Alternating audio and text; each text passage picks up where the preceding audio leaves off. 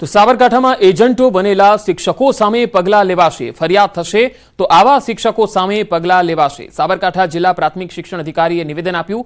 કેટલાક શિક્ષકો એજન્ટ બન્યા હોવાની ચર્ચા છે। કેટલાક શિક્ષક એજન્ટ અને મદદનીશ બન્યા અને હવે ભૂગર્ભમાં ઉતર્યા છે। પોપટ માસ્તરથી ઓળખાતા શિક્ષકે બિછાવી હતી મોટી જાળ। તપાસના ડરથી પોપટ માસ્તર નામનો શિક્ષક ભૂગર્ભમાં ઉતર્યો છે। રોકાણ માટે લલચાવી શકનારાઓને અપાતી મોંઘી ગિફ્ટ। શિક્ષકોની મૂડીને આકર્ષવા બિછાવી હતી લોભામણી જાળ। આચાર્ય શિક્ષકોને એજન્ટ રૂપે માસિક કમિશન ચૂકવાતું હતું। આ શિક્ષકોની બચત અને મૂડીને ફસાવનાર શિક્ષક એજન્ટો સામે રોષની લાગણી છે।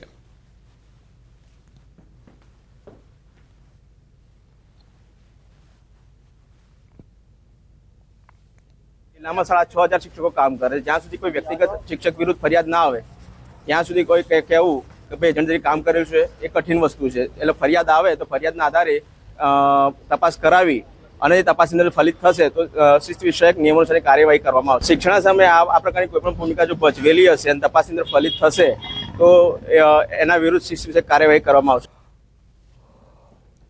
તો બીઝેડ ગ્રુપના એક કૌભાંડનો પર્દાફાશ ન્યૂઝ 18 પર। ગુજરાત જ નહીં રાજસ્થાનમાં પણ તેણે જાળ બિછાવેલી છે। લોકોને બાટલીમાં ઉતારવાની જાળ બિછાવી હતી અને આંતરરાજ્ય કૌભાંડ આચર્યું। ન્યૂઝ 18 પર બીઝેડ ગ્રુપના કાંડના મોટા ખુલાસા। ન્યૂઝ 18ની ટીમ પહોંચી છે રાજસ્થાનના ડુંગરપુરમાં બીઝેડ ગ્રુપે ખોલી હતી ઠગાઈની દુકાન। ગુજરાતમાં સીઆઈડીના દરોડા બાદ ઓફિસ બંધ થઈ ગઈ છે। ડુંગરપુર ઓફિસ પર બીઝેડનું બોર્ડ તૂટેલું જોવા મળ્યું। રણાસણ ઓફિસની ટપાલના ડોક્યુમેન્ટ પણ મળી આવ્યા। ગુજરાત બાદ રાજસ્થાનમાં પણ ઓફિસ જોવા મળતા આંતરરાજ્ય કૌભાંડની આશંકા છે। ગુજરાતમાં રેડ બાદ રાજસ્થાનમાં પણ બીઝેડની ઓફિસના શટર બંધ થઈ ગયા।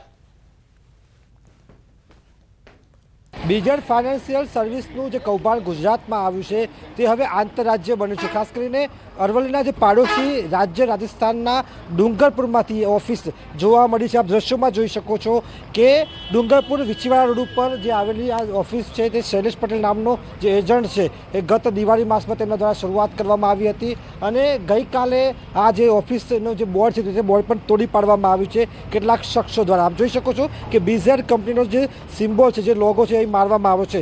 6000 કરોડનું આ કૌભાંડ છે।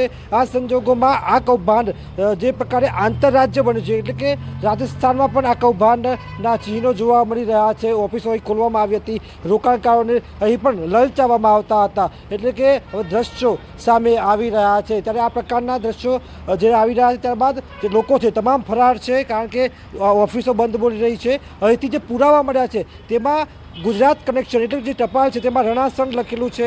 રણાસણ જે મુખ્ય ઓફિસ આવેલી છે તે પણ લખેલું છે। સામે શૈલેષ પટેલનું નામ પણ લખેલું છે એટલે કે તમામ જે તારો છે એ સંકળાઈ રહ્યા છે અને રોકાણકારો માત્ર ગુજરાત ઉત્તર ગુજરાત નહીં પરંતુ રાજસ્થાનમાં પણ સલવાયા છે।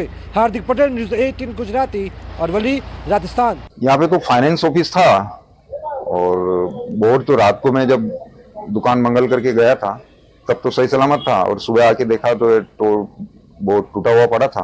अब कौन तोड़ के गया, किसने तोड़ा, इसकी मुझे जानकारी नहीं है। लगभग 15 दिन से बंद था। बिल्कुल एक ही बंदा था आता था जो यहाँ पे। मेरा डूंगरपुर सिंटेक्स चौराहे पे हमारा गोदाम है बालाजी का और आप जिसके बारे में पूछ रहे हैं बीजे फाइनेंस करके अभी कुछ महीने पहले इन्होंने यहाँ पे ओपनिंग किया था।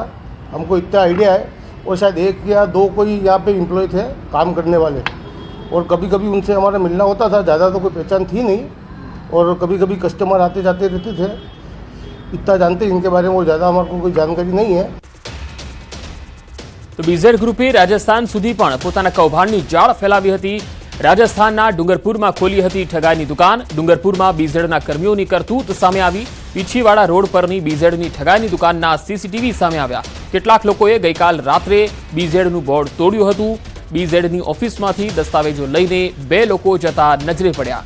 પિકઅપ લોડિંગમાં આ દસ્તાવેજો લઈ ગુજરાત તરફ રવાના થયા હોવાની વાત પણ સામે આવી રહી છે। તસવીરોમાં જોઈ શકાય છે સીસીટીવીના આ દ્રશ્યો છે જેમાં કેટલાક શખ્સો ઓફિસમાંથી કેટલાક દસ્તાવેજો લઈને જઈ રહ્યા છે।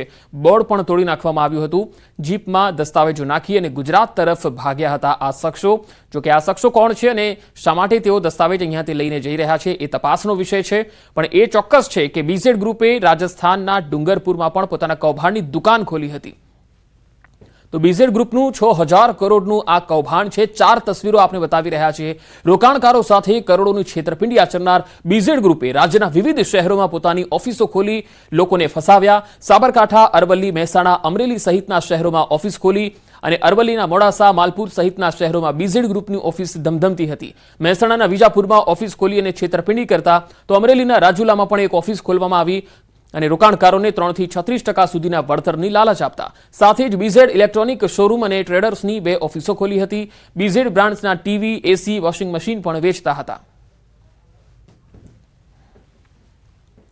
સમગ્ર કૌભાંડનો મુખ્ય આરોપી ભૂપેન્દ્રસિંહ ઝાલાની હાલ શોધખોળ ચાલી રહી છે। ત્યારે ભૂપેન્દ્રસિંહ ઝાલા વૈભવી લાઇફસ્ટાઇલ જીવતો હતો। લોકસભામાં પણ અપક્ષ ઉમેદવાર તરીકે તે ઊભો રહ્યો હતો અને બાદમાં ફોર્મ પરત ખેંચી લીધું હતું। આલિશાન બંગલામાં રહેવાનું અને લક્ઝરી કારનો શોખીન હતો।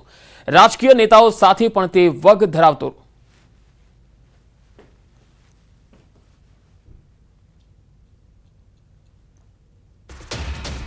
તો બીઝેડ ગ્રુપ કૌભાંડના મહાઠગ ભૂપેન્દ્રસિંહ ઝાલા અંગે મોટો ખુલાસો। ઊંચા વ્યાજે રૂપિયા આપવાની લાલચમાં રોકાણની સ્કીમ હતી, એકના ડબલ કરવાની ભૂપેન્દ્રની ખેલનો ખુલાસો થયો છે। ન્યૂઝ 18 ગુજરાતી પર મહાઠગ અંગે સૌથી મોટો ખુલાસો। બીઝેડ ગ્રુપની લોભામણી સ્કીમનો પર્દાફાશ ન્યૂઝ 18ની સ્ક્રીન પર આપ જોઈ શકો છો। જોઈ લો આ મહાઠગ કેવી રીતે લોકોને રોકાણ કરવા લાલચ આપતો હતો। ભૂપેન્દ્રએ ક્રિપ્ટોકરન્સીમાં પણ રોકાણ કર્યું હોવાની આશંકાએ પણ તપાસ થઈ રહી છે।